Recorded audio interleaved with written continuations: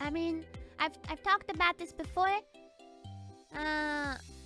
In another stream, in another super chat reading.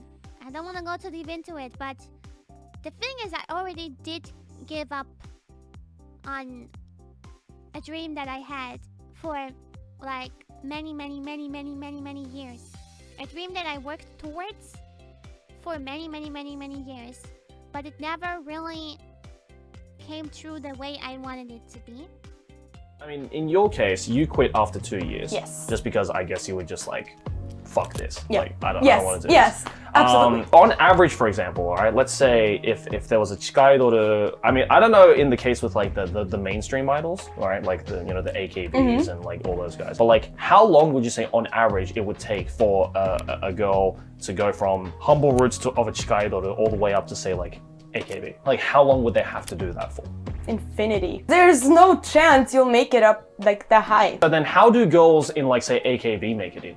Is that just like from scouting or? Yeah, I guess scouting or they like apply. So it's safe to say that like Chikaidoru and the mainstream idols are just like two completely separate. Completely separate, yeah. Oh, It's okay. very hard to get into like the I always mainstream. thought it was like a you kind of like work your way up. Like That's a what they company. make you believe. Right. That's what they make you believe, and then it's nothing like that. So is that what they told you as well when you like applied? Yeah, they're like, yeah, if you gain popularity, like you're gonna become the big star, and I was like, God. yes, oh my god. That's like a scam. I know.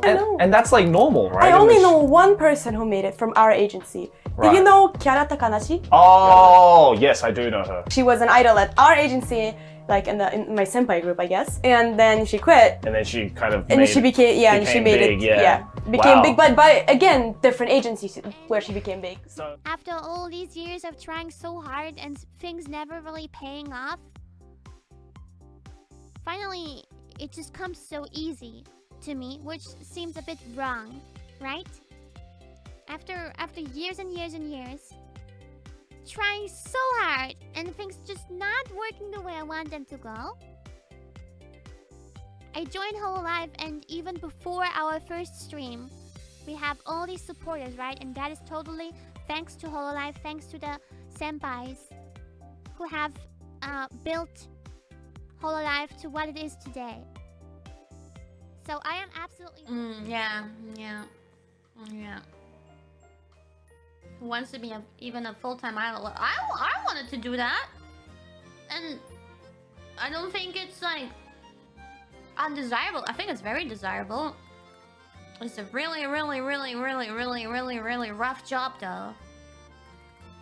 Depending on what company you're under, you have different things you suffer with. If you're on a big company, then lots of pressure about rivalry, and the more popular, the more famous you get, the more work you get, so your schedule is absolutely overloaded. And then even though you're doing all that, a lot of idols are still like fucking broke as well, and are living on just eating a bowl of rice per day, or even less, who knows. And oh my god, there's so much shit that comes with it.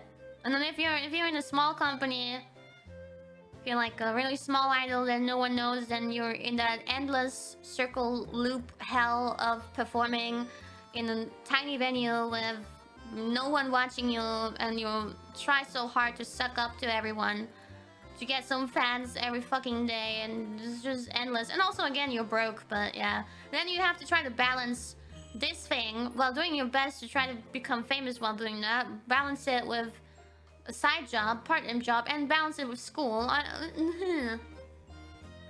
It's a fucking rough job, and that's why I have so much respect for it, and that's why I don't want these terms to be mixed up too much, you know?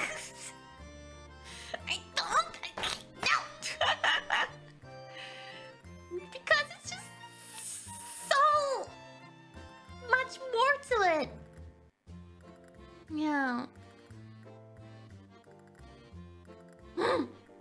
Okay. Let's fucking continue.